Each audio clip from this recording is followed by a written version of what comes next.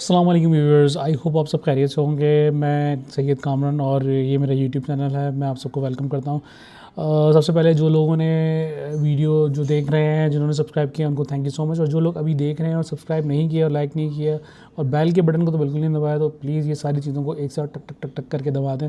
और क्यों कह रहा हूँ, क्योंकि मैं अपनी वीडियो पे अच्छा अच्छा कंटेंट लेकर आना चाहता हूँ, आपकी फ़ीडबैक, आपकी एडवाइस, आपकी सपोर्ट के साथ। तो आज चलो बात कर लेते हैं, शुरू करते हैं, बात स्टार्ट करते हैं।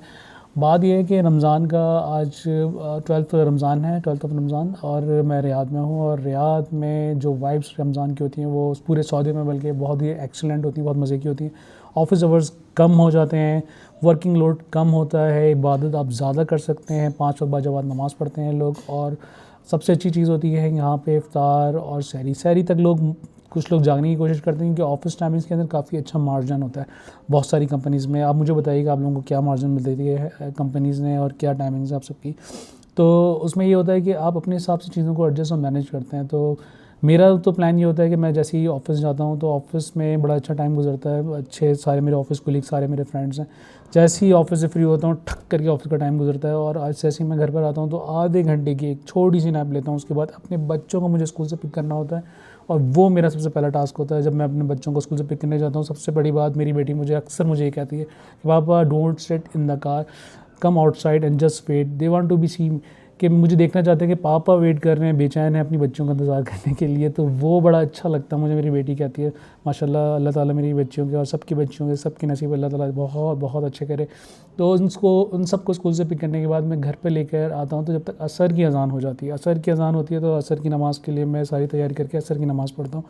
असर की नमाज़ के बाद फिर अपने बच्चों के साथ बैठ के उनकी स्कूल की एक्टिविटीज़ के बारे में मैं और मेरी वाइफ उनसे पूछते हैं चीज़ें, उनका होमवर्क वगैरह सब चीज़ें, उनकी डायरी वगैरह सब चेक होती है। और उनके स्कूल के जो भी मैसेजेस होते हैं वो ऑलरेडी मेरी वाइफ को मिल चुके होते हैं।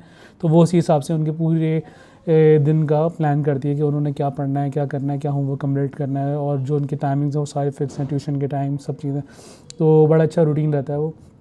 तो फिर उसके बाद ये होता है कि सब सारी चीज़ें हो जाती हैं, तो असर और मगरिब के बीच में वैसे ही टाइम बहुत शॉर्ट होता है। तो मैं और मेरी फैमिली, हमारे शुरू से ये रूटीन है कि हम इफ्तार के टाइम पे जो है ना वो हम डिनर ही करते हैं, ठीक है। वो हम इतने लंबे चक्करों में नहीं पड़ते यार, समोसे पकोड़े दही बड़े।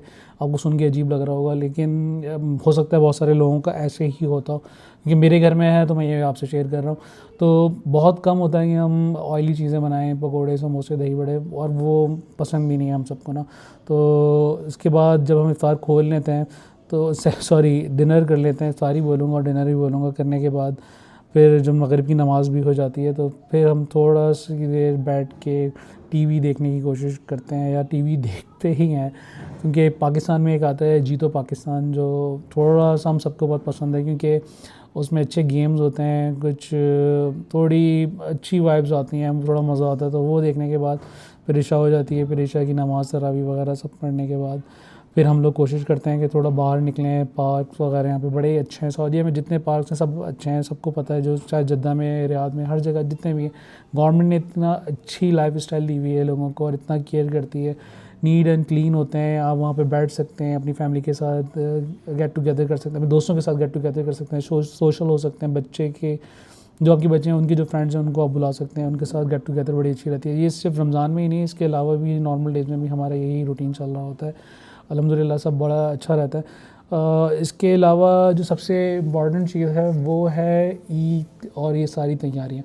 ईद में जो है ना वो यहाँ पर हम तैयारी वैसे नहीं करते जैसे पाकिस्तान में होती है। चांद रात का एक कॉन्सेप्ट है, और ईद कार्ड पता नहीं लोग देते नहीं देते हैं। मेरे टाइम पे तो हम लोग पोस्ट कार्ड, ईद कार्ड, इस तरीके की चीज़ों पे बड़ा वो करते थे, फोकस करते थे, और अपने दोस्तों के लिए। और ऐसे ऐसे कुछ कभी कभी तो बहुत फ़नी कार्ड्स भी आने लगे थे, तो वो भी हमने परचेज़ किए और दिए भी हैं दोस्तों को। तो वो सब होता था। तो आप मुझे बताएं कि पाकिस्तान में आप लोगों की इफ्तारी कैसी होती है, पाकिस्तान में जो लोग देख रहे हैं। तो पाकिस्तान में जब मैं छोटा हुआ करता था, मुझे अच्छे से याद है कि मेरी अम्मी जो हैं वो इफ्तार में बहुत सारी चीज़ें बनाती थी, समोसे पकोड़े दही बड़े चना चाट, ये सब चीज़ें होती थी। और उसमें जो है वो हम उसमें भी नखरे करते थे, अम्मी को बोलते थे अम्मी ये चीज़ तो रह गई है, ये चीज़ रह गई है, ये चीज़। तो आई लव यू अम्मी। तो वो मेरी अम्मी और मेरी सिस्टर्स वो सब चीज़ें बड़ी मेहनत से बनाती थी और करती थी। और अभी भी मेरे ख्याल में वही सेम रूटीन है। जब मेरी किसी अपने भाई से या अपने कज़न्स वगैरह से बात होती है तो वो सेम वही चल रहा है सारा कल्चर। माशाल्लाह लोग अभी भी एफर्ट कर रहे हैं बहुत ज़्यादा।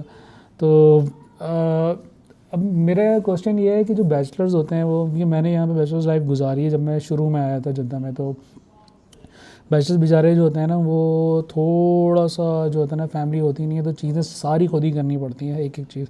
अब होता ये है कि जब मैं यहाँ शुरू में आया तो जब मेरी बैचलर लाइफ स्टार्ट हुई तो मेरे साथ मेरा एक दोस्त होता था, उसका नाम मैं ज़रूर आपसे शेयर करता हूँ, तैमूर। तैमूर अगर तो ये वीडियो देख रहा है तो याद रहे कि मैं तुझे नहीं बोला, ठीक है। ये मेरा बड़ा अच्छा दोस्त है, इसने मुझे बहुत सपोर्ट किया। ये मुझसे कुछ अर्से पहले आया हुआ था, 6 महीने पहले, और आफ्टर 6 मंथ जब ये ज्वाइन कर चुका था कंपनी तो फिर मैं आया था। तो इसने मुझे हर चीज़ में इतनी सपोर्ट की, भाइयों की तरह, दोस्तों की तरह।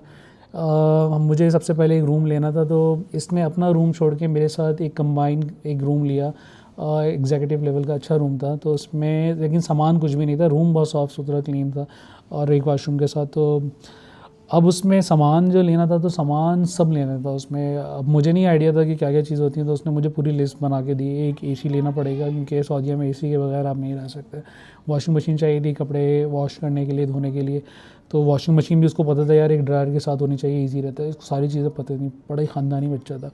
तो वो जो है ना, फिर ये सारी चीज़ें हमने ख़रीदी और हमारे पास कुछ ऐसी बात है, कुकिंग भी खुद ही करनी थी। तो कुकिंग के लिए छोटा सा हमने एक चूल्हा जिसको कहते हैं वो लिया, और ऑयल वगैरह ये सब चीज़ें भी उसे पता था, नमक मिर्ची। मैंने कभी कुकिंग की नहीं तो हमने वैसे अल्टरनेट डे सब डिसाइड किया था कि हम कुकिंग करेंगे।